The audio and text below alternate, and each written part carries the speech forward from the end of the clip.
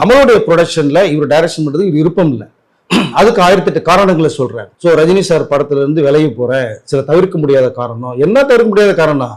உங்களுக்கு எல்லா freedom கொடுக்குறாங்களே. கமல்ஹாசனே first காப்பியில் பண்ணா நீங்க உள்ளுக்குள்ள வந்து நீங்க பண்ணுங்கன்னு சொல்றாரு, எடுத்துக்கன்றாரு. சம்பவம் 30 கூட பேசப்படுது. எதுவே வரல, நீங்க உங்க டெக்னீஷியனை போட்டுக்கன்றாரு கமல்ஹாசனை. ஏன்னா அவர் அன்புரை படத்துக்கு உள்ள போறாரு, இது ஃபுல்லா மகேந்திரன் பாத்துக்குவார் ஃபுல்லா அப்படின்னு சொல்றாரு. உங்களுக்கு ஃபுல் ஃப்ரீடம் கொடுக்கும்போது உங்களுக்கு என்ன வலிக்குது? இதோட என்ன வேணும்? ரெண்டு ரெட்டை கொடுத்து சாப்பிடுங்கிறதுக்கு வலிக்குதா உங்களுக்கு? ஒரு பக்கம் ரஜினி, ஒரு பக்கம் கமல்ஹாசன். என்ன இதோட என்ன வேணும் உங்களுக்கு? உங்க ரேஞ்சு வேற மாதிரி போயிருக்குமே, ஏன் பண்ணல?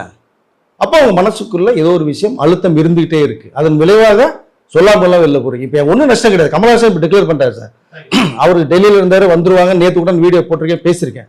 கமல் வந்தோம் டிசைட் பண்ணுவாங்கன்னு சொல்லிட்டு ரஜினி கமலும் எல்லாம் பேசிட்டாங்க.